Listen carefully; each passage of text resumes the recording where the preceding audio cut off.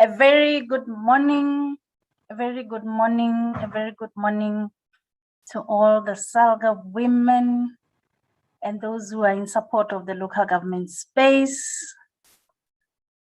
I see we already have 12 participants that have registered. Can we maybe just wait a few more minutes and pick up on the numbers, and then we can formally start with our program. My name is Lidile Sebati. I'll be the moderator of the session for today. So 5 more minutes and we are on with our program. Let's just wait for more women to log in. Good morning, Linda. How are you? I'm very well, thanks, Lidile. How are you today? I'm good. How's the weather that side? Oh, it's such a beautiful spring day. It almost feels like summer. So spring is finally here. Finally. Hopefully it's here to stay. We hope it is. I'm sure this session will usher us in with the energy that we all need to just make the most of this pandemic. Absolutely. That's ideally where we all need to be focusing right now, even as we go into the fourth quarter of the year, actually. Wonderful. Let's see who else is here. Zia, good morning. Gabi Gumbi. Oh, I see there's money. Give me 5 more minutes and let's allow the ladies to log in some more, and then we can kickstart with our program.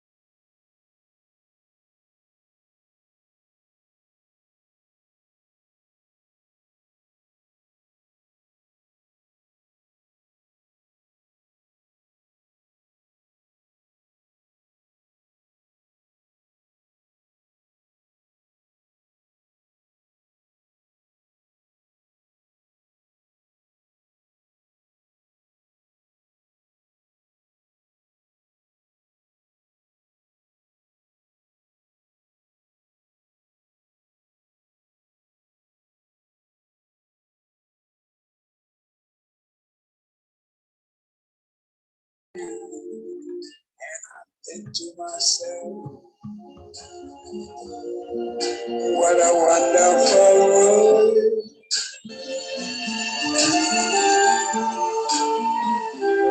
I see skies of blue and clouds of white, blessed day, the dark sacred night, and I think to myself, what a wonderful world.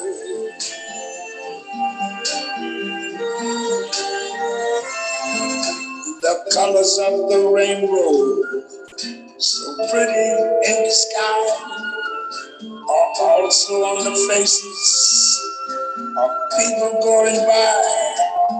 I see friends shaking hands, saying, how do you do? They're really saying, I love you. I hear babies cry. I watch them grow. Good morning once more, ladies and gentlemen. My name is Lidile Sebati. I'm standing in here representing SAOGA as a provincial director for the province of Limpopo. An exciting morning we have today, a beautiful day outside. I think finally spring is here. It's sunny and it's warm out there, and the topic today couldn't be more relevant as we prepare to close the year. So thank you so much to the Zenande leadership for hosting such an awesome program, and on this platform today in particular. I'm so much looking forward to hearing what Linda has to share with us. So before I go into much ado, I just want to prepare the meeting properly so that we all are on par and well prepared. The first thing is I would like to take this time to just appreciate all those that have already logged into the meeting. We welcome all of you. We are excited to have you in this program, and we're looking forward to an empowering session. We're looking forward to an exciting session that will leave us lit up and quite ready and prepared for the future that lies ahead beyond this session. So you're most welcome, and I'm just going to share with you that as participants during the program, you are most encouraged that as the presenter continues to share with us her insights into employee wellness, you can tap in your questions and comments in the chat room as she proceeds, so that you don't forget your questions and you're able to capture the momentum as it moves. We'll be able to revert back and entertain your chats or your questions.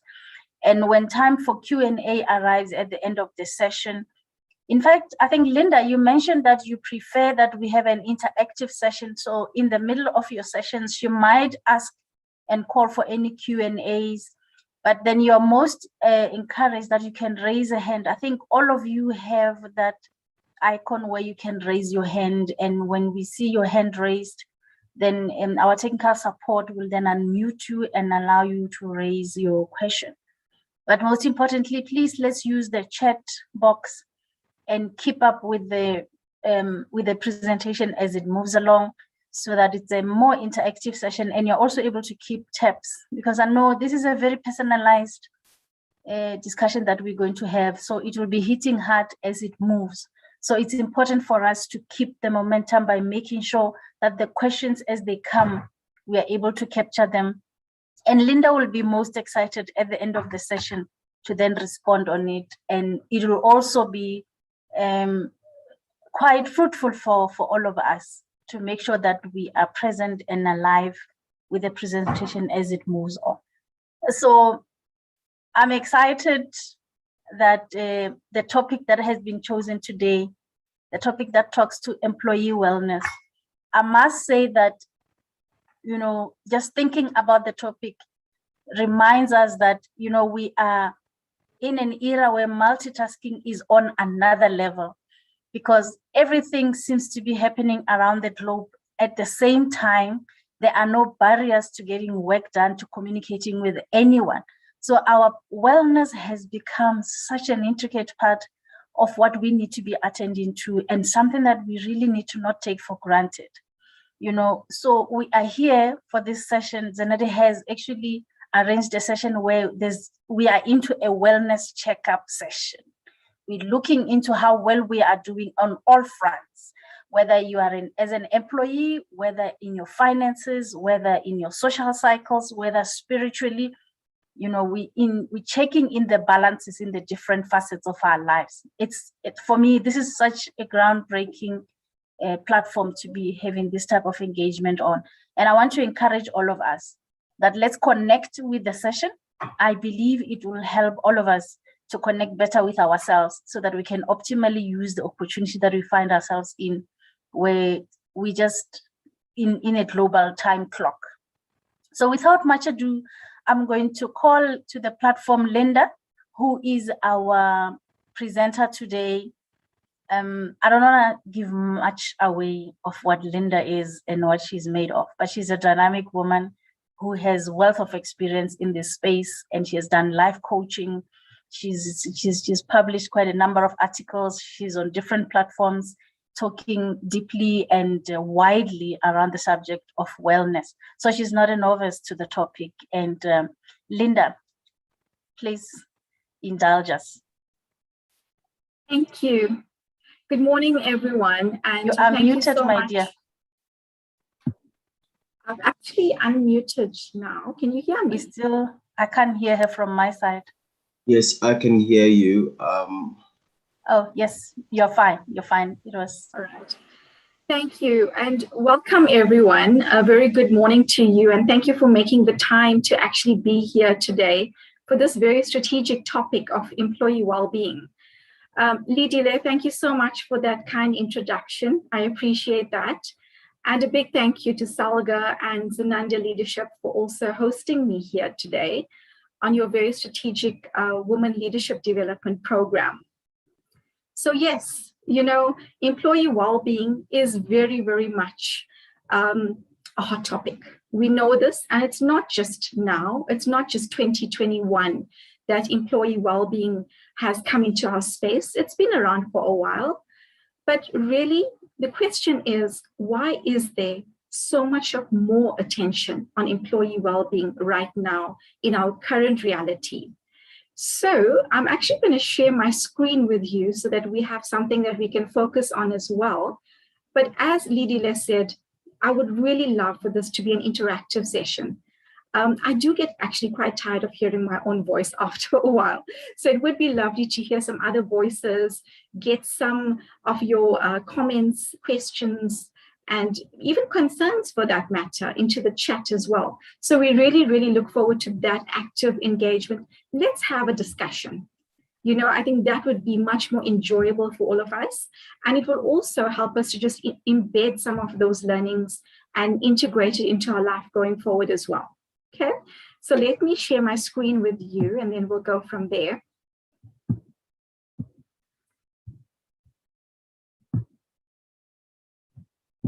All right. Okay, so we all know where we are at this point in time.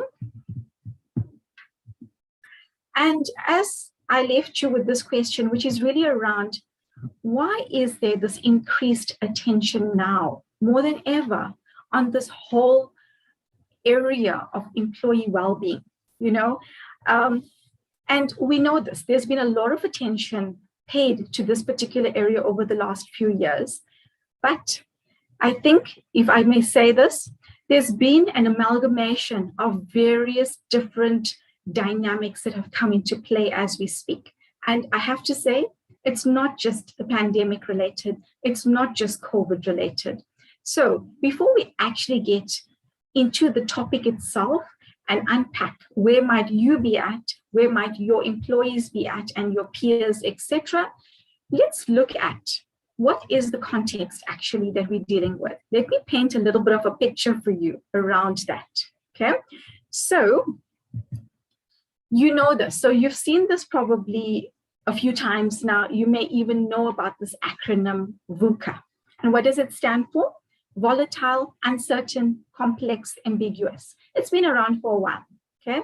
And what I can say about this is our world has been characterized by this for quite a few years. And what is that called for? It's called clarity and of course more predictability. What I can say though is that this no longer provides a full picture of where we are, our current landscape and the challenges that we are faced with. So what do we have now? What is the reality? So enter Barney into the whole mix. So in 2020, as you know, and this was not even just COVID related, this was the natural organic progression of things where dynamics started to shift. Our global landscape started to shift. And what are we left with? We're left with a world that actually can be best described as brittle, anxious, certainly non-linear. Things do not happen in a certain order, even incomprehensible. On a large level, we do not even fully understand all of the changes happening, all of the complexities that we've had to deal with, okay? So to say the least, we are dealing with fragility on a huge level. So we've actually shifted. We're no longer in this VUCA state. We've shifted past that now, and we're dealing with this fragile world as we know it now. And what does Barney call for? Well, the brittleness has required that we build our capacity as individuals, as teams, as organizations. Of course, it's also meant that we need to build our level of resilience around whatever might be going on, okay? So that's the one aspect. The anxiety has actually called for more empathy and mindfulness. And you may think, okay, this feels very soft and fuzzy right now, and it is actually. There's a huge shift from what was needed a few years ago, even if it's just in the workplace, to what we need now. And I'll actually point out at this stage that if you had to go onto the World Economic Forum website, you will see that the skills that are required going forward into our future is actually those skills that we previously thought were the soft skills, those intangibles, but it has become more critical in our world. The non-linearity has meant that we need more context. We need to be able to hold that big picture and to be able to adapt, build adaptive intelligence, okay? Go with the flow, go with what is, make do with the hand we've been dealt with. And then the incomprehensibility has really demanded more transparency, not just with us as individuals, but also in organizations as well, where previously it used to be, the leaders out there, and it may be you guys as well, it may be all of you who are making decisions in a closed room, right? But when we talk transparency, it's actually a more inclusive type of leadership that we're looking for. I'm not going to say too much on that because we are going to talk about leadership later, but certainly that's going to be important. And then, of course, intuition, not just relying on our cognitive ability around what we think about things, but really even using our intuition. What is our sense about what is happening? Again, I'll have to reiterate, it does feel warm and fuzzy and very soft. It is, but all of these, I have to reiterate, every single one of these things that I mentioned can completely be learned by you. None of us are born with this. It can be learned over time, okay? So please do bear that in mind. So if I have to just stop there for a second and ask you to think about yourself, think about your teams, think about your organization. How much of this is actually happening? How much of this are you seeing in your world at present? So we would love for you to put some comments into the chat around that. And Lidile, if you could please just direct my attention to some of those as they're coming through. But we'd just love to hear where you are at. Can you relate?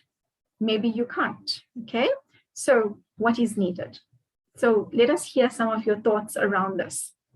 Okay, so as you can see now, Barney has called for a different style of leadership altogether. Really, and even the requirements from our work environment has fundamentally shifted. So we need to hold that in mind, because remember this is what each of us, this is the landscape that each of us are actually living through at the moment. This is where our employees are actually taking their cues from. So bear this in mind. Now, this is one aspect. Remember I said at the beginning, it's not just one thing that has affected where we are right now. It's not just COVID. We cannot actually put all of the responsibility onto COVID. This has already been brewing. It's been in the mix already, okay? So this was bound to happen. COVID or no COVID. COVID may have just accelerated its progression into our world, okay? So this was already there. VUCA was there already a while ago, okay? So that's the one element we're dealing with. Then, of course, enter COVID into the situation.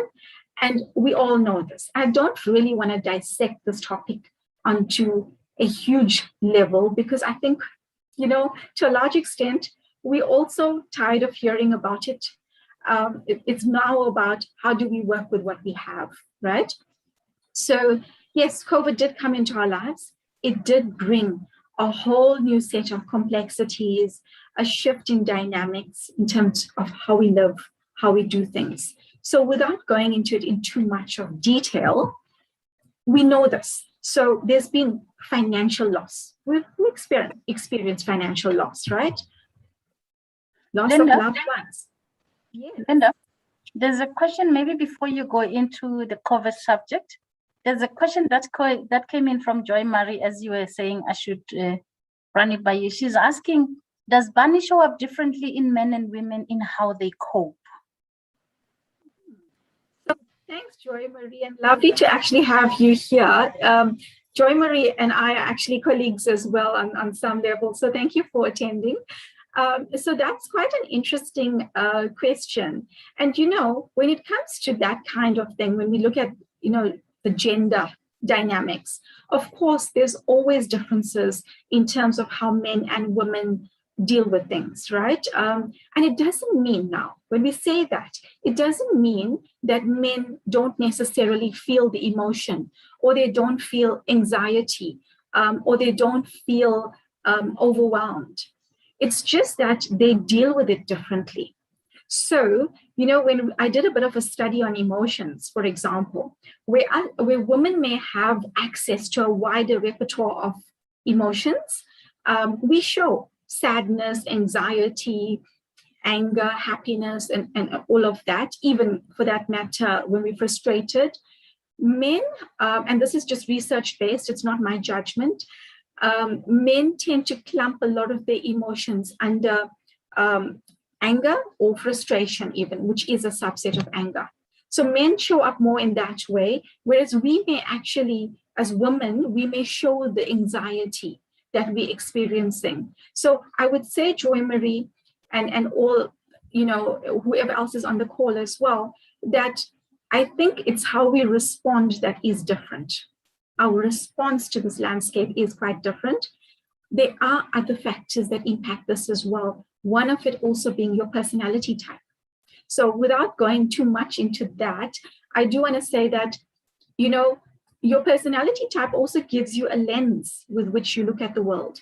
So you and I may both look at exactly the same thing, but see something different based on who we are.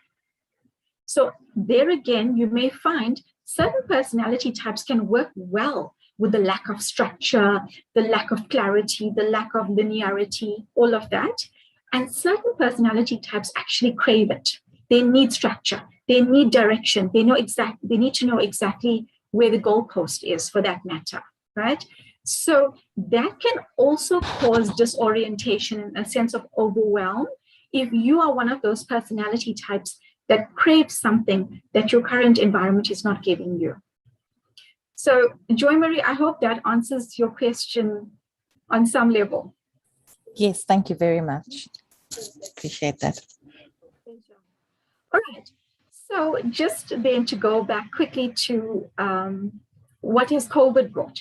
Financial loss we spoke about, of course, loss of loved ones, whether it's friends, whether it's family. Also, and I don't know about you, but you know, just hearing about loss, even if it's someone that we don't know, reading about it or hearing about it does have an impact. It just feels like it's becoming a lot. You know, change, the level of change is actually on steroids at the moment in terms of what we need to deal with in that space.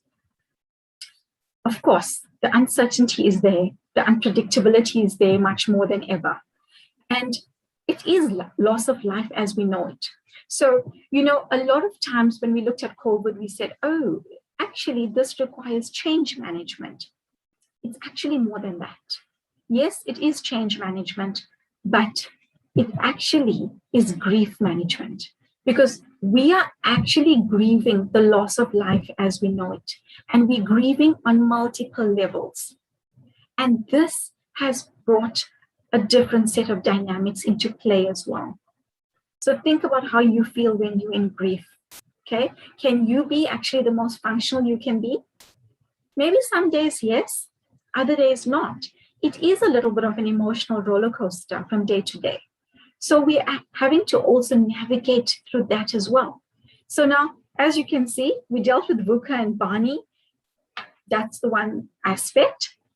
COVID has brought in another dimension. So this level of complexity. And I wish I could say that that was all. That is all that we're needing to deal with. Unfortunately, it's not. So what we have, and this is something that has been brewing as well, but has really come to a head now. It's this whole concept of this busy epidemic. And I know as I'm saying this, and as I speak about this, a lot of you are going to be nodding your heads, right? So look at the people around you and look at yourself. What do we see, really speaking? There's this whole sense of being always on, this always on mode of being. Busy has become a status symbol, like, oh, I'm so busy, I can never attend that. I just don't have the time. You need to actually speak to my PA and see when you can find time in my diary. On some level, it's become a status symbol. It's a good thing in our minds to be busy. We celebrate breadth rather than depth. So we do a lot of things. We dabble with a lot of things, but we don't fully engage deeply on one or two things and really, really give it the attention that it needs.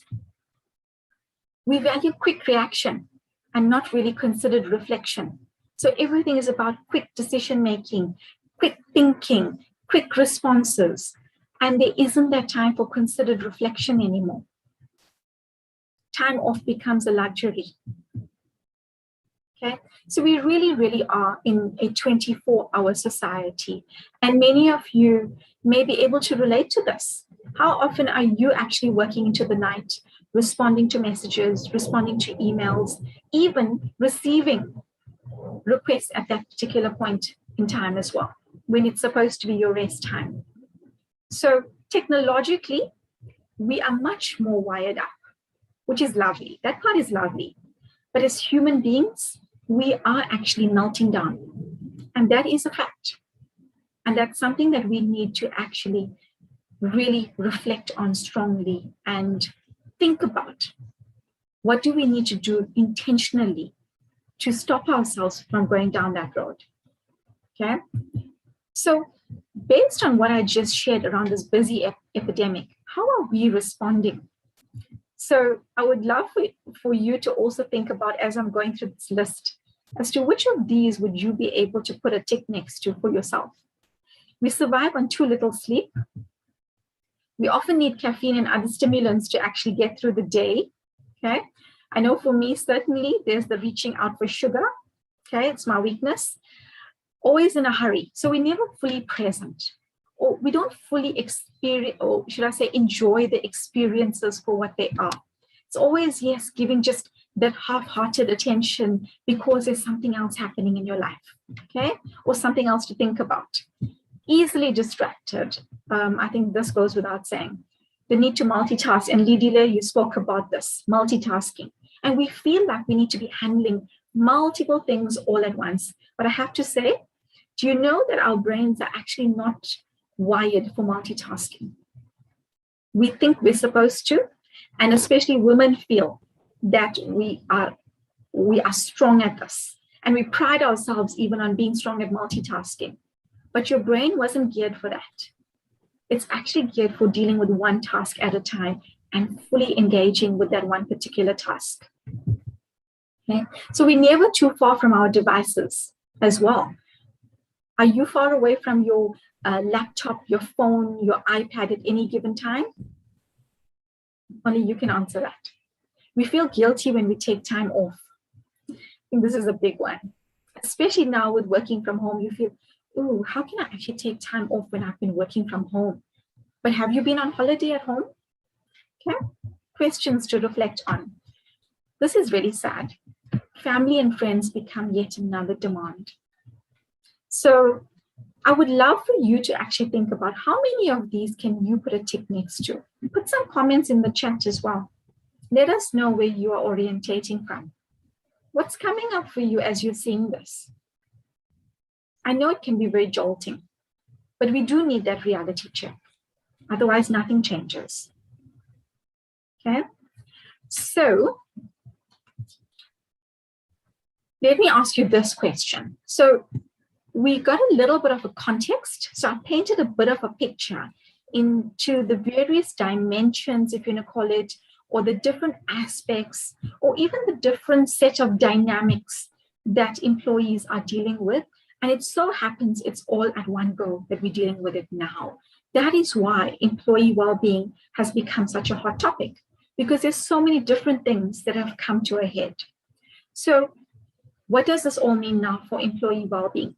Let me start off with you. And I'd love for you to answer this question right now. How would you describe your personal energy levels right here as you sit here at this webinar? And I've given you some words there: drained, sluggish, energized, burnt out. You can put in whatever words may work for you, right?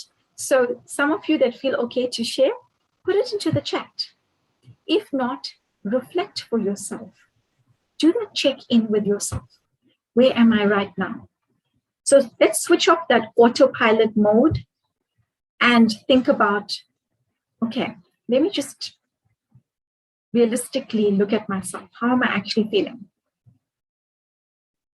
Okay, so I see some comments coming through in the chat. Feeling stretched, sluggish, drained. Absolutely. And I'm sure even those of you who haven't shared can also relate to that. Absolutely. Many of us would even say we're on the verge of burnout, if not already there. Okay. So if you think about yourself feeling that way, for those of you, in a leadership position, when you have employees responding to you, think about also the fact I that promised myself that if I ever had a chance. Sorry, Linda. Technical support, someone is unmuted. Yes, I'm just noticing that as well. Hey, I'll think about it. And this is an actual, I'll think about it. Debuho, mute yourself. Yeah, I've muted them. Okay, thanks. Thanks, Lidile. So if you think about how you are feeling right now, and then place yourself in a position where either you're in a leadership position and you have people reporting to you, or you are working with colleagues on some level, your peers, for that matter. If you are feeling this way, certainly there's a chance that other people that you work with are feeling exactly the same way. So this also, when you do that check-in with yourself, it also gives you that level of consciousness of what other people may be feeling as well. And of course, to have that level of compassion for where other people might be orientating from. Okay, so just to bear that in mind, it was almost a little bit of a temperature gauge for you at this point in time. Okay, so let's continue sharing. I'm sorry, I'm hearing another voice coming through again. We let you raise our children.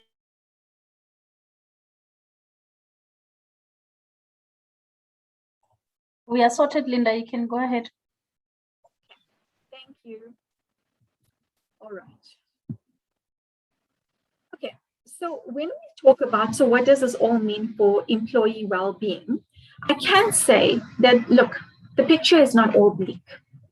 And I actually have run quite a few focus groups with organizations across the board in terms of where are you right now? How are you feeling? How are you experiencing life as we know it, right?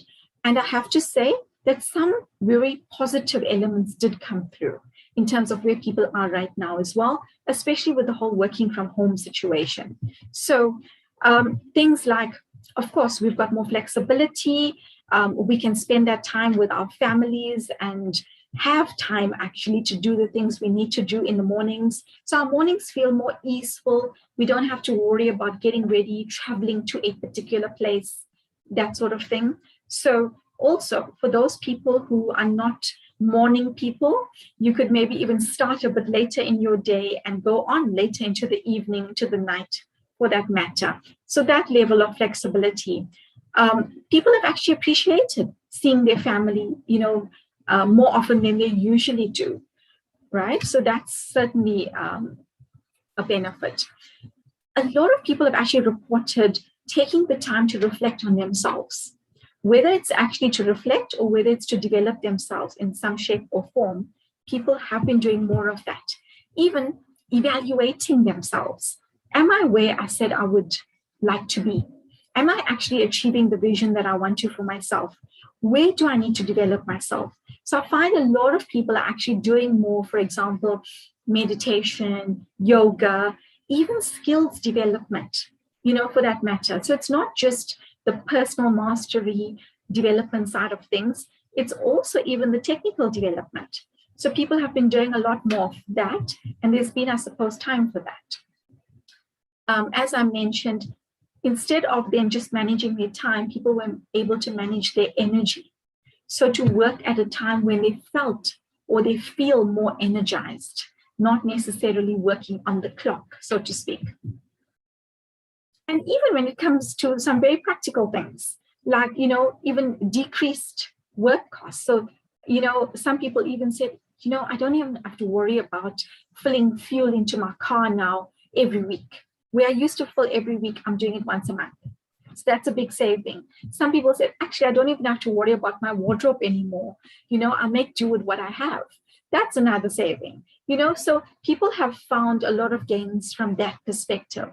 And I'm sure these are just some of the dominant ones that have come through. I'm sure there's a lot more that we can add to this picture, right? But suffice to say, the important thing to know is that there are positives coming through. And when we think about what is the future of work, whether it's going to be fully virtual or fully physical or even a hybrid model, we do need to actually take this into account. We need to take these positives into account, because now that employees have had a taste of it, now that you've had a taste of it, do you really want to let go of it? So organizationally, this has to be taken into account as well. In fact, some employees have told me that, you know what, Linda, we can't even fathom going back to the office on a full-time basis because we actually enjoy the flexibility. So even if we get to work from home 2 days a week, it's actually lovely. And, we can almost get the benefits of both worlds, if you call it that. Okay, so something to bear in mind. Now, then, of course, as we know, there's always the other side of the coin. Okay, and for those of you that commented earlier on the chat with how you're feeling, sluggish, drained, stretched, all of that, you do know that this is a reality. And what are we actually experiencing is this whole concept of pandemic fatigue. And when I say pandemic fatigue, even though you will see now that a lot of the supporting comments are COVID related, it's not just the pandemic of COVID that we're talking about. I mean also this pandemic of just being busy all the time, sometimes for the sake of being busy. Even that is a pandemic at the moment. Okay, so what are we tired about? We're tired, of course, of being in lockdown. It's now 18 months later. Someone said earlier, sure, and I thought this was going to be a 2-month thing. And now we're almost going into 2 years. And that's a big reality check. The social limitations, even though, yes, we've relaxed the lockdown level a little bit and we feel like we can maybe socialize a bit, but really, how do you feel when you're in a social environment? Do you feel completely relaxed? You can put that into your chat as well. I know I certainly am very anxious when I'm with people, even if I'm wearing a mask, right? So that anxiety is there with us all the time.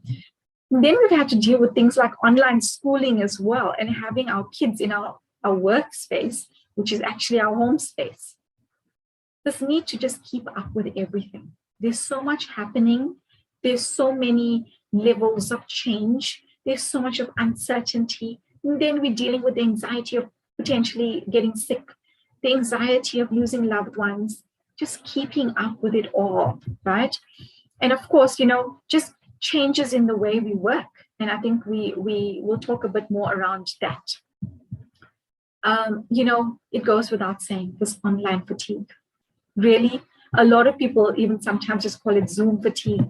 But there is that sense of, I'm just tired of now looking at a computer screen. And, if you have to sum it up, it's just tired of being tired, really, right? So there is that. So we're dealing with that. And yes, of course, the picture is not all bleak, but it has taken its toll on us. And we know this. What is the impact? That actually, if we look at this whole pandemic and the multiple dimensional nature of it, it's just been too much to think about, too much to hold in our world. So the result is, and this is researched, it's stress, fatigue, burnout, even depression, like we've never seen it before. And that actually, and this again has been researched, that the number one risk that employers face in 2021 is not COVID, it's actually employee burnout. That's the number one risk globally, because we are dealing with unprecedented levels. And I know we're tired of hearing that word, but it is very relevant in this particular context. Okay, so, and Joy Marie, to the question you asked earlier, yes, of course, some people are going to feel it more than others. That goes without saying. This is a holistic sense of where people are at right now, where you might be at, hypothetically, where your peers and employees might be at. Okay, so working from home certainly has brought its complexities that has contributed to that. So this whole concept of just the blurred boundaries between work and life. Lidile, you spoke about this, that sometimes we just don't know when to switch off, right? And earlier on, I mentioned it as well, where people are working into the night. So the expectation is that everyone will, okay? So there is that blurred sense of boundaries, always on mode. And besides that, there's also this need to show presence. And this, I may add, comes from actual focus groups that I've held with people. There's this need to show more presence, because I cannot pop into your office and say hello or tell you about something that I'm busy with. I'm sitting behind a screen. People feel more pressure to show their presence, that they're actually working. And that's why this is always on mode. Expectations from management have shifted, and many people have spoken about that you know what, I just feel like my manager just expects me to respond whenever he or she sends me this email or sends me a message. Because I'm at home, they feel like I've relaxed for the day and that I can actually work whenever I need to, or should I say whenever they need me to. So we know this, there's no change of environment. So the social dimension of work is simply not there. Even though we may say it's a distraction when being in a physical office, our colleagues would come and stand at our desk and just have a little bit of a chat, maybe a little bit of a gossip, that sort of thing. Yes, it can be a distraction, but really it also provided us with an opportunity to have a bit of a break, to take our minds off something that maybe we were stressed about, and to just have a little bit of a social break, even though it's very informal. We don't necessarily have that with working from home. Then there's this other concept of some people are carrying the load of others. And why is this happening? It's not necessarily that people are now just being lazy. Yes, there might be that some people have felt, okay, this is now a glorified holiday. But it's also what I said earlier, that people have dealt with whatever dynamics we've been facing differently, where some people are able to cope, others have not been able to. So they've actually disconnected, for that matter, right? Disconnected from the workplace, disconnected from the work themselves. They find no joy in doing what they used to do. So other people need to carry the burden or the load of what their colleagues can't do. Okay, so that is certainly there. Certain functions actually have also needed to, to be reinvented on some level, because certain functions have actually lost their efficacy, and some have even become obsolete for that matter. So it's not providing the stimulation that people rely on. And also based on that, people may disengage from what they've previously done, and done well for that matter. And of course, at the end of it, what does this all mean? More often than not, what I'm saying is that our fears and insecurities have come to the fore like never before. Really speaking, things that have maybe troubled us, but we were able to get past it because we feel like we're adding value, we're getting validated, we're feeling comfortable, we've gotten through. But now everything, as I said, has come to a head, including our own fears and insecurities. So really, if you look at what is going on right now, if you have to picture for a second, a picture of an iceberg, right? What we see is only 10 to 15% of what is happening. The other 85 to 90% is below the surface of the water. Now, if we had to relate to that as human beings, our external world and how we show up in that world is only 10 to 15%. The majority of what is happening is actually within us, which people can't actually see unless we share it with them. So, Linda, yes, Lydia. there's an interesting question, again from Joy Marie, and she wants to know, and it's quite a profound question, how do we support our teams who are facing burnout when we are also feeling it? Such a critical question, Joy Marie, and I'm actually going to park that for a second, because if I can maybe just tell you, yes, actually the very next couple of slides are actually going to go into it, and I'll expound a lot more on it. So let me just stop right there for a second. I just want to quickly finish this one point, and then we're going to go on to that. Okay, so just from an iceberg perspective, right? So our external world, COVID, VUCA, Barney, busy pandemic, all of that in our external world, and how we are responding to that is just 10 to 15% of the picture. Really speaking, there's a lot happening below the surface that we're not even aware of. And we do need to understand that we're needing to navigate both sides. It's not going to be enough to just work on one side of things. Because, like I said here, our fears and insecurities, those things that are actually sitting below the surface, actually has come to the fore now. Even if it's just within ourselves, it has come to the fore. And it has then resulted to a large extent in us feeling that sense of burnout, because it's not just physical, right? And I'll talk to that shortly. Fatigue, and even depression. It's not just the external that has brought that.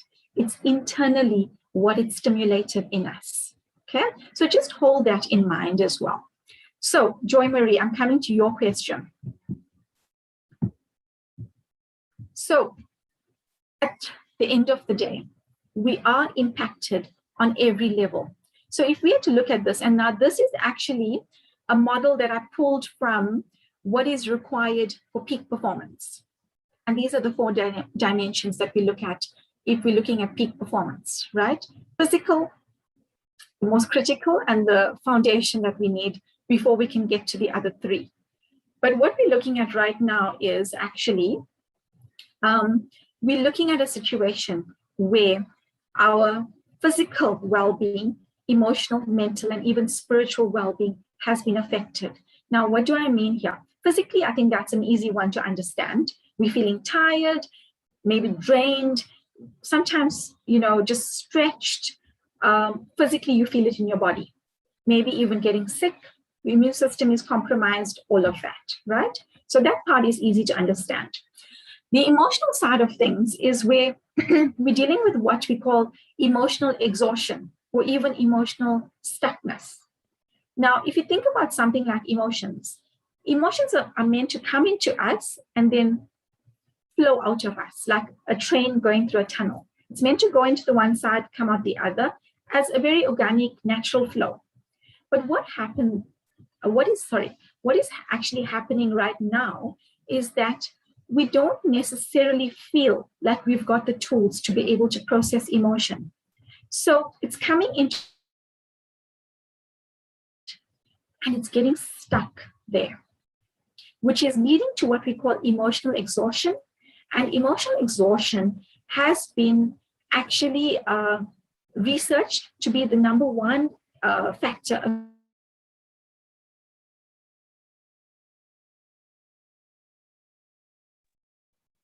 Is it myself or are we struggling with Linda? Sorry. Yeah, I lost you a bit there. I'm not sure if it's myself or everyone else. If you can just backtrack just a bit, a minute or so. Okay. So can you hear me now, Nidile? Loud and clear.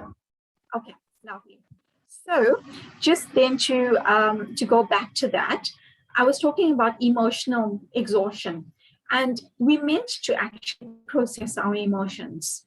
We meant to actually be able to name the emotions that we're feeling and allow it to release itself, right? But what's happening now is we don't even want to go there. We don't even want to actually acknowledge what are the potential emotions we're feeling. It's sometimes a little bit too scary. So what's happening? The emotions are coming into our being and getting stuck there, which is leading to, and that is the number one cause of burnout at the moment, and it's been researched as such. So there's then the emotional aspect. Mentally, there's a sense of them feeling stretched, feeling overwhelmed, too many thoughts all at once. There's just so much to hold for that matter. Anxiety, even just feeling like it's very cluttered in there at the moment. So that is in itself causing fatigue and burnout. And then spiritual, when I talk spiritual, I don't just mean connecting to a higher spirit. Spiritual is also connecting to your own spirit and your own energy, connecting to what inspires you and what actually feeds your spirit, right? So I'm also talking about that. And what we're finding is that people are losing connection to that, losing connection to the things that actually hold meaning for them, hold purpose, that inspires and motivates them. So burnout on that level as well. So Joy Marie, to your question, how do you work with other people when you might be feeling burnout, right? So the first thing I want to say is it is such an important question because especially being in a leadership position, you're holding a lot at the moment, all of you, right? If you do have people that you are responsible for, you're holding a lot because you need to be mindful of self and you need to be mindful of everybody else as well. So, and you may find, and I'll talk about this, I've got a slide on this around what is required from our leaders, but you may find that, you know what, your leadership and your guidance is required more than ever as well. So there is a parallel process here, and this is actually to all of you. The parallel process is that you're working with yourself first and foremost on to work on just one. Yes, start off with the physical, but you do need to build on that. So work on yourself and what might be required. I've got quite a nice diagram for you on the next slide around the different areas you.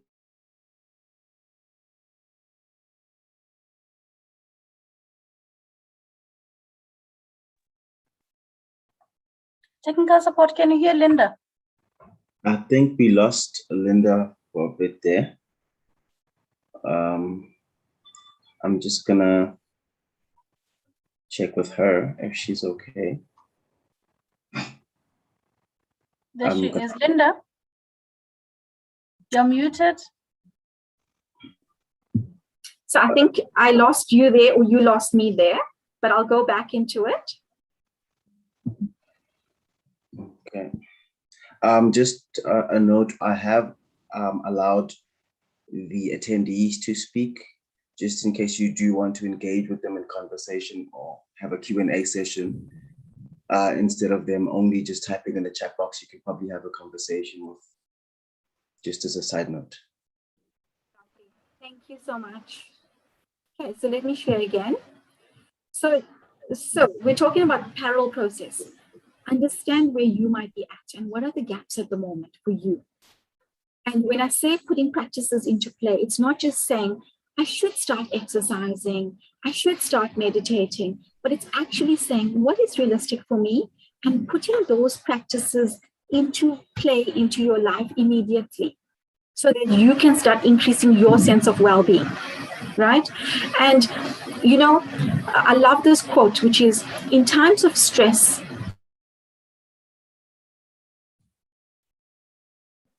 Linda, okay. yes, Ladina? And I was saying, I think you mistakenly muted yourself because someone else. Yeah.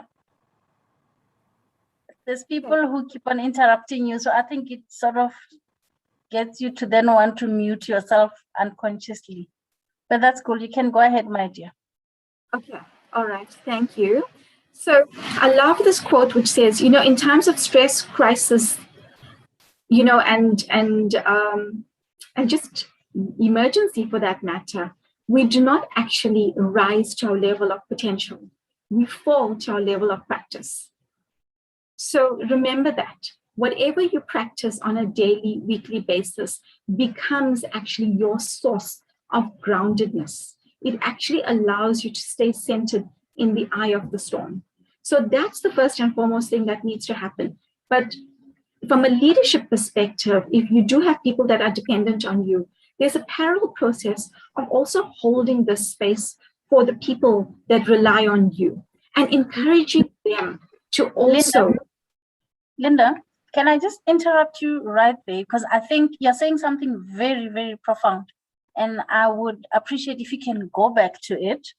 The thing about how we fall into our level of practice in times of crisis, because I think we are in that space. And the question that Joy was asking is something related to that how then do I help myself when I need to be helping those who are burnt out and I am burnt out myself? So you are just dealing with it right there. So can you just go back a bit into that space and give us a bit more depth into that statement? Okay, thanks, Lydia.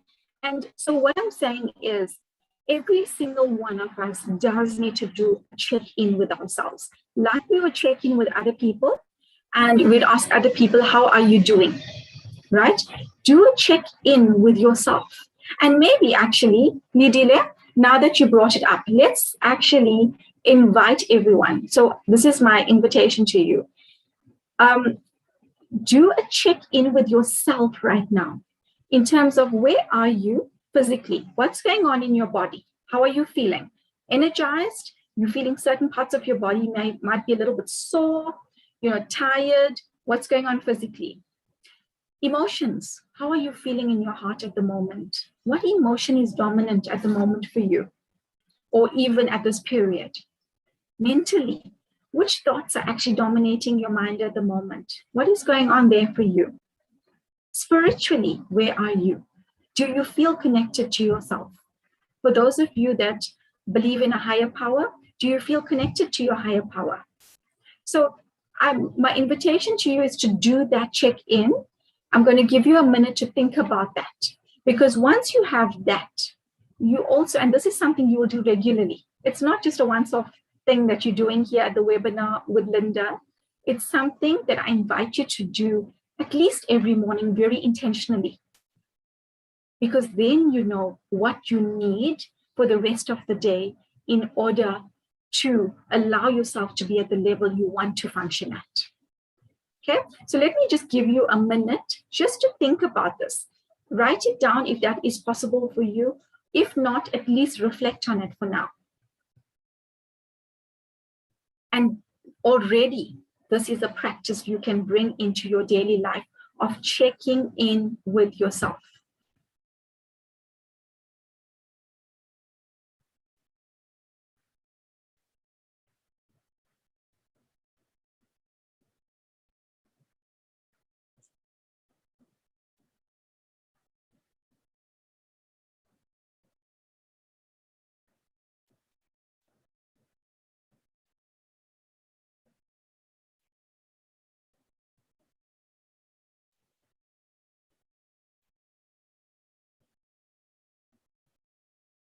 if there's anyone that is brave enough at this point to actually put up their virtual hands and say something about maybe what's coming up for you, that would be wonderful.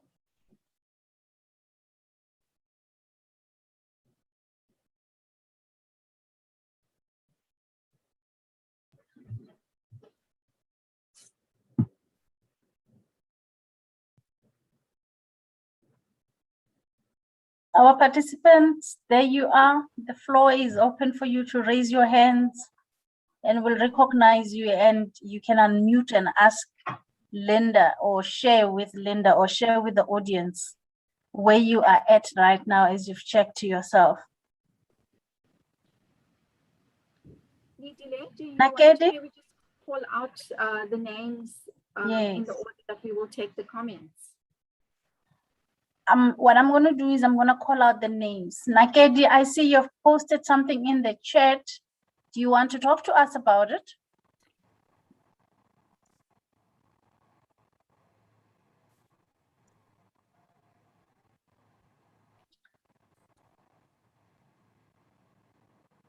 Okay, what she's written in the chat group is, hi Linda, and greetings to everyone. At times you try and share your emotional feelings and to try and avoid burnout, but people end up using this to discredit you and labeling you as being weak, you know? So it's a two-way process, but she's appreciative of the advice that you've given. And I also just want to respond to that to say, you know, we also have to distinguish between what we can control and what we cannot control. So if we feel like we are in a position of burnout, we need to actually think about ourselves out of it. What is needed? Which part of ourselves do we need to actively work on, you know, in order to release that? So in your case, it might be the emotional burnout, right? So that is within your control to work on that.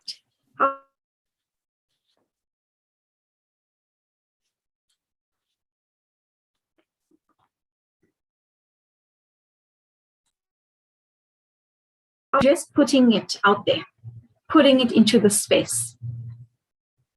And I have to say, though, that you cannot, again, control where other people are and how they may respond to your share. So be mindful of that as well and manage your expectations in that regard. Okay, Thank Linda, you for I see another hand. Onghatseng, you can come through. You can unmute yourself. Thank you very much for the opportunity. You know, Linda, at times I feel like, you know, crying when somebody says something, you know, negative to me. Now I don't know what can I, you know, what can I say to the person like that one or react? So what I do want to say there, and thank you for being vulnerable enough to put this question out into this space. What I want to say, when we're feeling emotional, whether it's sadness, whether you feel like crying, whether it's anger even, it's not the best time to respond to the other person.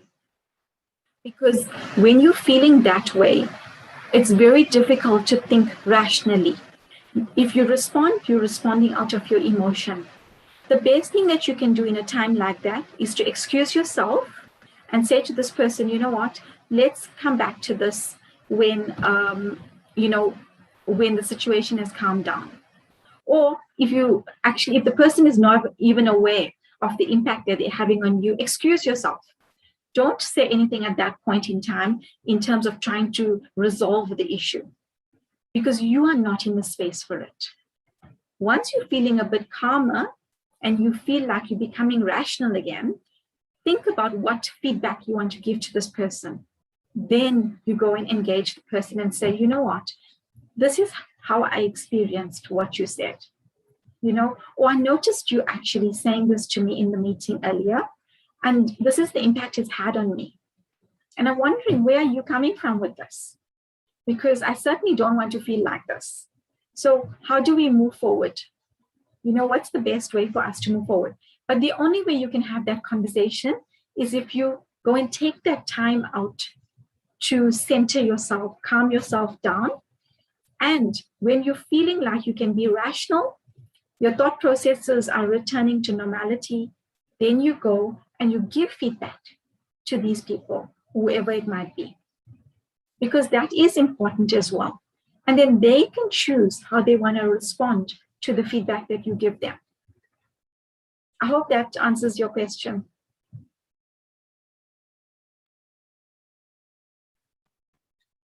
Linda, can I take you while we're still waiting for other answers? Onkat, are you sorted, or you want to do a follow-up question before actually create a more interactive session? Okay. Linda, can I take you back to I think it's slide number 8. One of the key things that I think I would appreciate if you can take us through again, it's around not being fully present because of the status of business that we have developed, because we are ever present in every space. So we have lost the sense of being fully present. What are things that we can do to ground ourselves back to being fully present with each one of the activities that we have to engage in? The other element that maybe you might also want to go into is distractions, being easily distracted. I think they might be going hand in hand, because you mentioned something profound, that our brains were not wired to multitask. We're supposed to be doing one task at a time. So maybe if you can take us a little bit more into depth in that space. Thanks very much. Thanks, Lidila, for that question. And so critical as well. And you know what? Absolutely. So if we had to think about the pace of life as we know it at the moment, we know this. It feels like it's time is moving much quicker than we can even fathom, right? So we speak to each other. We even marvel for ourselves how the weeks are just going by so quickly. Before we know it, it's going to be Christmas. You know, we say all these things to ourselves. So it feels like, to a large extent, life has become one big blur, right? And why is that the case? It's because there's so much that we're handling. Remember in that slide, I said we celebrate breath. We celebrate having a lot on our plate rather than taking a couple of things and really engaging with it deeply. So that's also the society we live in. We celebrate getting, a lot done. We celebrate actually getting involved with a lot of things, right? So quantity has become a big thing in our life. And what does that do? It does mean at any given time, we are holding a lot, too much. That is why it's so difficult to be in the moment, and to be fully present to what you're actually busy with. Because whilst you're doing the one thing, you might already be thinking about what's the next thing I need to do. Like here, you're sitting here at this webinar. Some of you may even be thinking about, oh, I need to actually attend that meeting after the webinar, or I know my boss wanted that report, I need to send it through, or I need to ask my colleague for this. Some of you may even, while the webinar is continuing, you might be busy with other stuff as well. Okay, trying to multitask the two. So that's the kind of life that we're living. And that does not serve us, because then we don't fully engage with any one particular thing. We do not actually get the full value of one particular thing that we're working with. So you're talking about then really Lidile, around strategies for that, or how do we work with that? And it really comes down to just being mindful. And we're fortunate in that mindfulness is very much a buzzword in our lives. So there's a lot of resources around that, even apps that we can download, there's exercises that we can do. There's, so it doesn't have to be a formal thing of going and getting training in mindfulness. Mindfulness is simply about being present in this moment. That's all it is. It's about actually being fully focused on where you are right now. And that does not mean that you stop thinking, because we cannot stop our brains from actually thinking. Thoughts are going to go and go and go all the time. You cannot stop it. But what's important is be aware of it. So, Lidile, whilst I'm talking, you're listening to me, And then another thought may pop into your head about, oh, we need to be mindful of time, right? So that thought popped into your head. What a useful strategy is to say, okay, I acknowledge that thought that popped into my head, and let me get back to this moment and what I need to focus on in this moment. So that's important. It's not about clearing your head and getting rid of those thoughts. It's about acknowledging them, noticing that it's there, and then coming back to where you are right now, right? So that's a very useful strategy. If you don't know, and this is such a quick one, and I'm going to ask all of you to do it.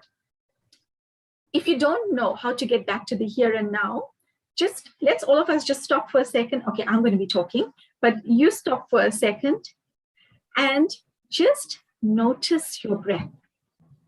Don't do anything with it. Don't deepen it. Don't breathe faster or slower or anything. Just notice how you are breathing. Just do that for a couple seconds.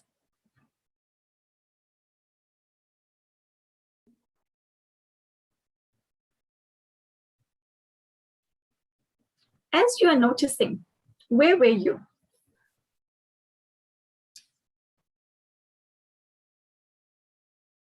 Were you in your past? Were you in your future? As you noticed your breathing, where did you find yourself?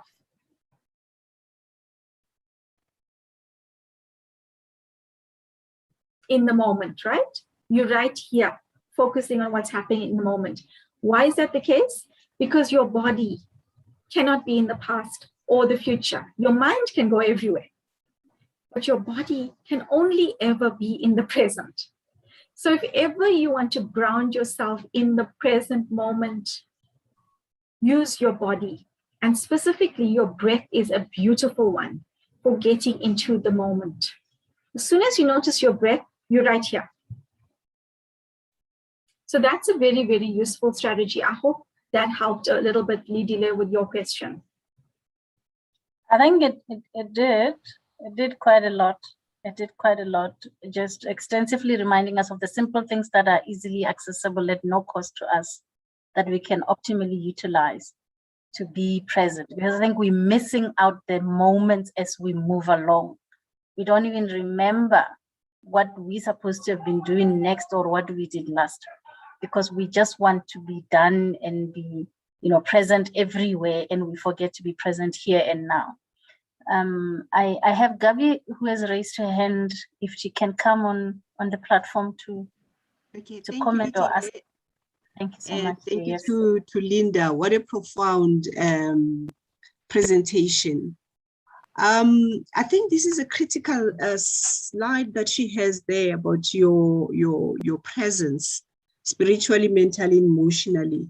But I think it's something that we also need to get through to managers, because invariably at work, if you work very hard, you get to be dumped with everything and you get overwhelmed. And therefore you are unable to be present. You may be there physically, but because you're going through the turmoil of being abused, being requested to do this and that as if you are a robot, I think you lose a lot of things in your mental and emotional presence through anger, through frustration, and we never allow managers to look at that part. And I like what Linda says, that you need to go and confront. How many managers do you know in local government that can be confronted by somebody that's being abused and being given everything that other people are unable to do, just because they try hard, just because they take pride, just because they're present when they do what they're supposed to do, then they get the added stuff that doesn't belong to them, that is not supposed to be done by them, to be done by them. How do we get a person like that out of that situation, being able to then mentally prepare themselves and emotionally prepare themselves to do that? Because I think we usually say, oh, meditate. And meditate gets to deal with your spiritual development and spiritual stability. but the mental and the emotional is impacted heavily upon by your environment and what happens in your environment. How do we assist people who find themselves in that environment? And how do we assist managers who continuously get people to that environment? Thank you, Lidile. Thank you, Gabby. That is a lovely, lovely question. And it's so, so relevant as well. So I'm going to start off on the employee side and what do people actually need to be mindful of from a mental perspective, from an emotional perspective? They are, of course, when I spoke about actually bringing practices into our life, it is important to declutter mentally, emotionally. So that's the work we do on ourselves, right? So it is important. And, journaling, for example, is great with that. Just writing down your thoughts. It doesn't have to be long, drawn out stories that you write for hours and hours. It can even be a commitment that you do for 5 minutes a day, where you just write down whatever is on your mind, however you're feeling. Already, it eases up something. It creates more emotional flow for you, right? So that is important to work with that aspect.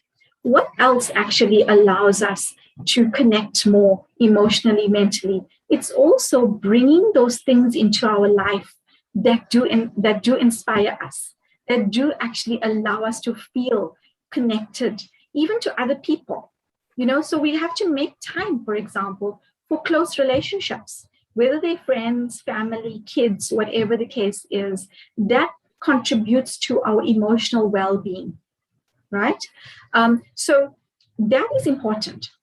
However, now going into the workplace where you may find the environment is not what you would like it to be, something to bear in mind here, and I said this earlier, we have to make a distinction between what we can control and what we cannot control. If all of you had to think about it now, think about the things that stress you out. How much of it is actually within your control and how much of it is actually out of your control? Think about how stressed we got about COVID, right? Oh, what's going to happen to my mother? What's going to happen to this economy, right? We were stressed about a lot of things that we could not control. So we need to also be very protective of our energy, whether it's mental energy, physical energy, emotional energy. Protect it and focus on the things that is within our control. Do your best in terms of what is needed to keep yourself feeling emotionally well, mentally well. Do your bit. And whatever is out of your control, there needs to be also, and I know this may sound like it's a nice to have, but things that are out of our control, how do we work with that? The best way is to say, you know what? I'm going to reframe around this, because every situation comes into your life to bring you a learning and a lesson, no matter how bad it is. Everything is designed actually to raise your awareness around something, to raise your consciousness around something, to actually bring you a learning. So control what you can. The things that you cannot control, take the learning and the value out of it, because it will make you stronger. Think about all of those traumas we have been through in our life. In hindsight, you definitely will agree with me that it's made us stronger, right? So everything comes with a lesson. So even when it comes to the work environment, give feedback to the people that need to hear it. That is within your control. Beyond that, in terms of how that person responds, you cannot control that. So you actually work with what is possible. Take the learning out of it. Maybe, hypothetically, it's a case of saying that, you know what, in future, I'm going to be very mindful of getting into a job. I want to hear more about the manager I'm going to be reporting to, because it makes such a big difference to me. Sometimes it's also learning about what you don't want in your life going forward, right? So that is going to be important. The other side of the coin is leadership.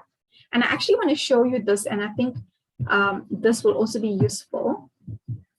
This is a diagram I'm actually going to email to all of you to complete.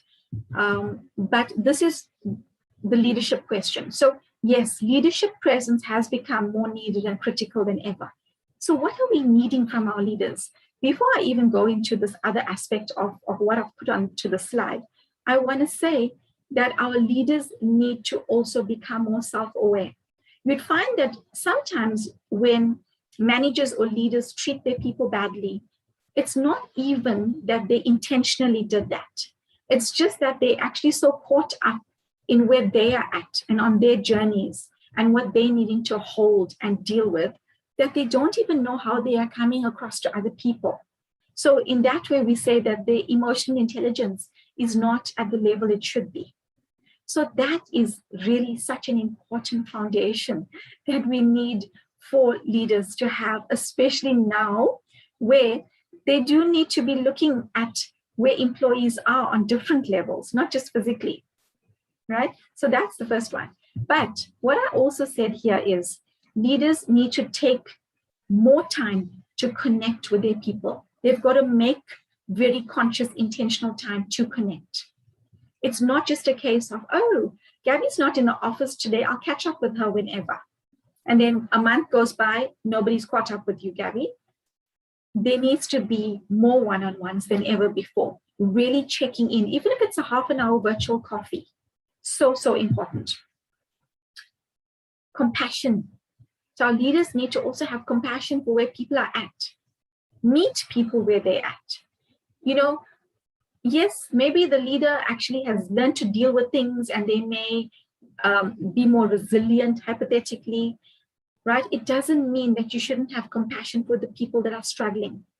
So meet people where they're at and help them with where they might be at and what they may be requiring from you as a leader. So that is very, very critical, whether it's physically, mentally, emotionally, right? So very critical.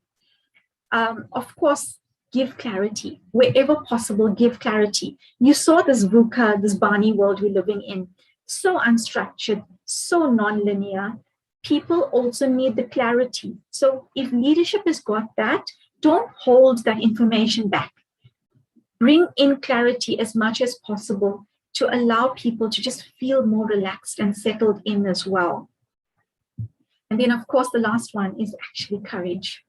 So the invitation is really for leadership to have the courage to be vulnerable themselves, you know, to share their stories as well, and to not always feel or come across like they are robots. Share their vulnerability, and of course, apply creative ways, innovative ways of how do we work in this different reality? What is the best for all of us going forward? And be creative about it. It doesn't have to be a certain way just because it always has been, or that's the way we do things.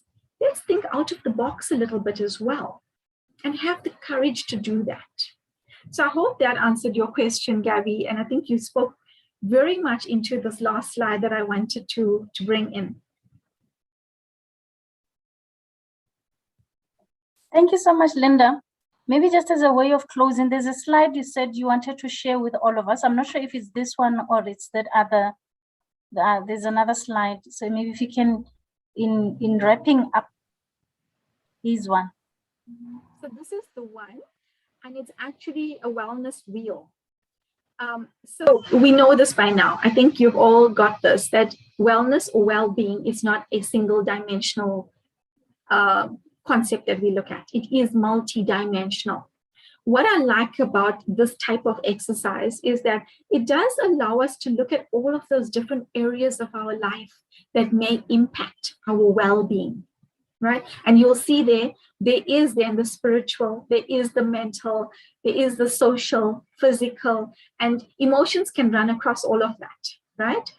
I like this exercise, and I'm going to send it to you so that you can actually rate yourself. On a scale from 1 to 10, with 10 being excellent, where are you right now on each of these levels? Or sorry, on each of these dimensions? You can even add in other dimensions if you feel it's relevant, right? So where are you on a scale from 1 to 10 on each of this? And then, very importantly, to look at where do you want to be, right? And I know the natural inclination is to say, I want to be at a 10 on all of this. That's not realistic. Sometimes, say hypothetically on financial, maybe we're on a 5. And maybe you want to say, you know what, for now, I think I want to move to a 7. I think that's realistic. And that's perfect. But then the next question to ask yourself is, what is going to take me from a 5 to a 7? What do I need to do more of, or change, or do differently to get myself to a 7?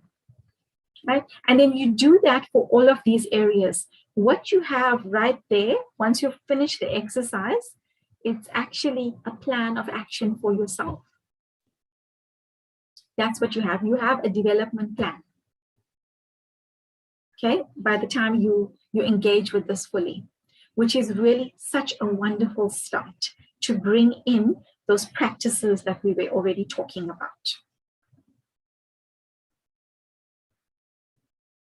So Lidile, do you want to add anything here at this stage, or ask anything around this, or anyone else for that matter?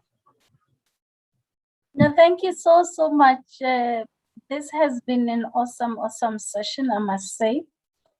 I think it reminds me of the saying that you can't give what you don't have, because essentially you're asking us to ground ourselves. You're asking us to be selfish enough to properly reflect on where we are at and optimally use the opportunities that are available for us. But more importantly, be aware of the environment that we're operating within. Whether we are leaders or we are parents or we are family members, there's a need to do a proper reflection on how we are transitioning through the pandemic that we found ourselves in and the changing landscape of the life that we find ourselves in. So you've really challenged us to find ways to reconnect with ourselves. And what I appreciate the most is that you're giving us nuggets and tools on how to ground ourselves some more, to be more aware. I think the exercise you made us of just breathing and being aware of where your breath is, and that your breath is in the present. It's not in the past, it's not in the minute that's about to dawn on us, but it's here. And I think in essence, you are saying we need to cherish the presence that we are in and find ways to optimally utilize that space. From where I'm seated, we need more time to engage on this subject. And it has been very insightful. It has been very exciting. And I think we're living here with a deeper understanding of the things that we are confronted with. Because I think the other challenge is we are not aware of what we are confronted with. We are not aware of the challenge. Like things when you were mentioning that we are grieving the loss of a life we had. That was so deep, and it caused me to actually lose a bit of what you were sharing on the platform, because suddenly it hit me that indeed we are grieving the life we once had. You know, initially when we started with COVID, we were saying the new normal, but we're no longer talking about the new normal, because the truth of the matter is that we're not even aware of the normal that is coming, or the normal that we're living in. We're living in anticipation, we're living in expectation of the unknown all the time. So thank you so much, Linda, for taking us through and for empowering us, for enlightening us, and most importantly, for encouraging us to be alive, for encouraging us to not take our time in our lives for granted. Having said that, I see in the chats, people are just so appreciative of the interaction that we've had, for the empowerment that they've experienced. I really think we have really enjoyed the time you've given us, the clarity of thought that you've channeled us towards, and also just the courage to take it upon ourselves to be in charge of our lives.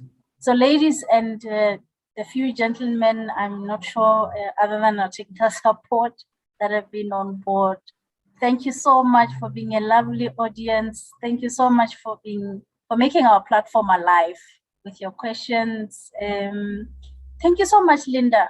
Thank you so much for giving to us. And We say namaste to you and be blessed with more wisdom. We're looking forward to reading more of your publications and interacting with you in other platforms. Thank you, and that marks the end of our session. Unless Linda, you wanted to say, so you're going to be sharing with us some bits of your presentation or all of your presentation. Okay, you actually are muted. So on my side, I'm actually unmuted. Can you hear me? Yeah. All right, Yes, I can hear perfect. you. So just on the last bit that you've asked, I'm happy to share my presentation if it would also just allow all of this discussion to be top of mind for all of you, because it's really about you now practicing all of this and taking it forward. So I'm more than happy to share my presentation with all of you.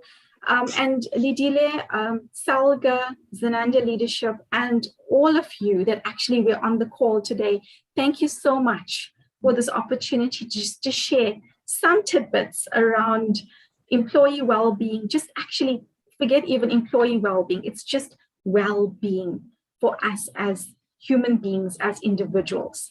So thank you so much for that opportunity. And maybe just to leave you with the last quote, which is from Maya Angelou, that we cannot control all of the events around us, but we can decide not to be reduced by them. So thank you, everyone. Take care of yourself, take deep care of yourself, and go well. Thank you, Linda. Just include that quote with your presentation. I think we can't get enough of you. Technical support, you wanted to say something? There's someone who keeps coming in.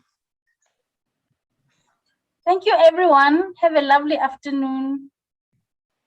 Thank you. Thank you so much. Bye. Thank you. Bye. Bye. Bye. Bye. Very profound. Thank you so much. Thank you. My pleasure.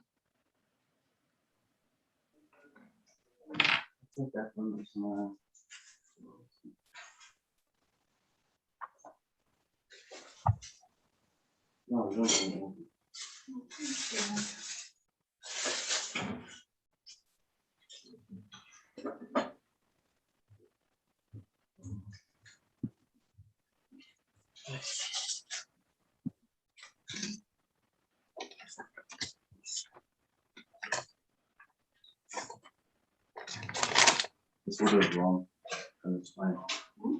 This order is wrong, but it's fine. Not enough.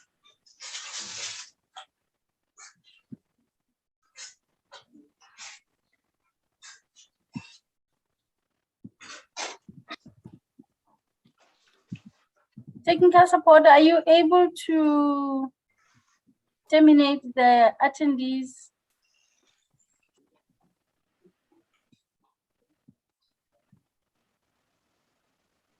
Sorry?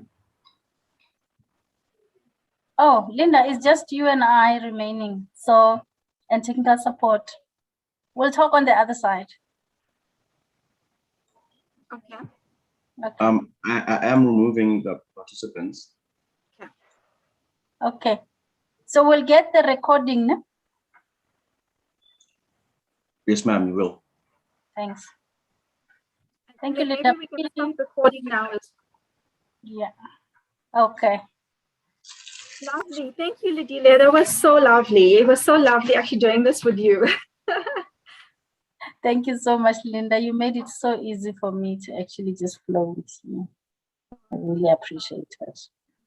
Yeah. You know, it's a kind of space that, you know, people need to actually be in and they want to talk about it. So it would be lovely to have other opportunities to share insights, because I think people really need it at this time. Yeah, they do. People are tired and they don't know that we're not aware that we are tired, you know, and we don't even know what to do to actually just energize ourselves. So really, really appreciate it. It's my pleasure. You must take care of yourself. And I hope I'm trying to get Zia to come back into the session so that we can conclude our talk and not have to reconnect again. Oh, okay. I'm gonna call her actually. Well done, ladies. That was carried very well. Well coordinated. Lovely, thank you. I know there was a couple of technical glitches, but I think overall, if we expect that anyway. Yes, those are hardly avoidable as much as we try to. Yeah. So from your side, will you also edit some of those parts out? No, we don't do the editing. It comes out as raw as it is. Okay. Yeah. Is there anything you would have liked to cut out?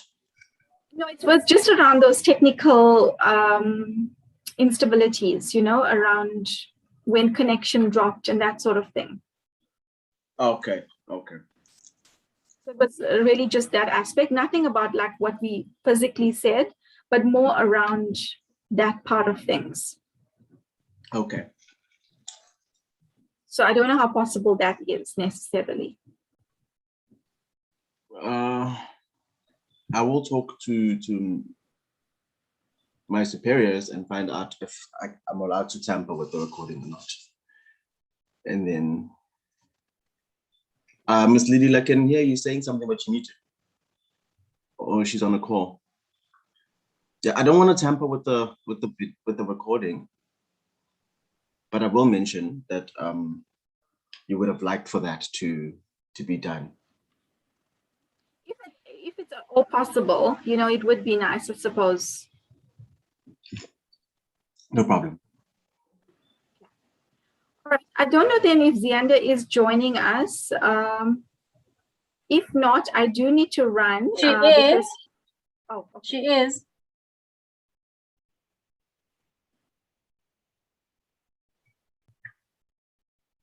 There she is. Hi, Zia.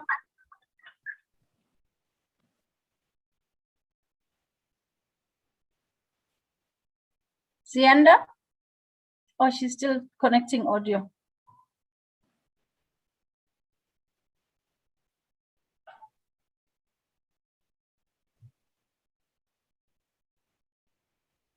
Hi, ladies. Can you hear me? Yes. Very Sorry, loud. I didn't realize that you wanted to stay on, so I left the meeting. No problem. It's fine. We thought let's just get a little bit of a closure to this, and then we can be on our way. Sure, no problem. Sorry, I was busy feeding this little one. Oh. Okay. So Yes. are you present? Are you present in the feeding, or you multitasking? I'm now multitasking. Because that's exactly what we were being taught in the seminar, that you need to be in one place Exactly. at the same time. Yeah. Exactly. Yeah. So wonderful session, ladies. That was very insightful. I thought also the feedback that we got from the people that were brave enough to sort of speak up and give the feedback was very positive. I don't know how you felt in the session. We didn't have the numbers that we were expecting, but nonetheless, we did have an impactful session, I felt. Absolutely. And you know what? Sometimes it's not about the numbers as well. No. Even if you have 10 people and you make impact for those 10 people, that's the important thing.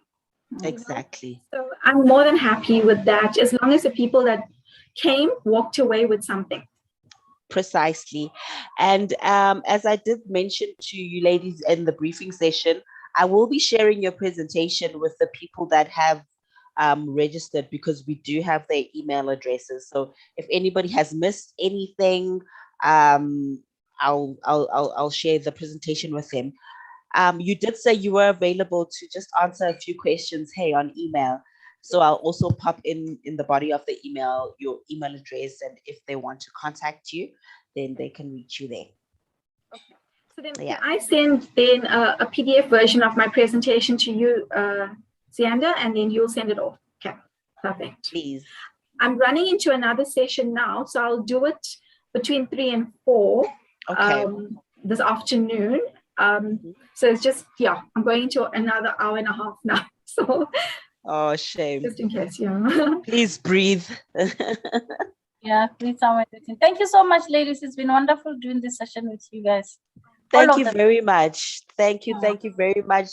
Lidile, beautiful, beautiful, beautiful facilitation. Thank you so much. And thank you for encouraging the interaction as well. Thank you very much, ladies. Most welcome, my dear. All right, then. Have a great day you. Take further. care. You too. Bye, everyone. Bye, everyone.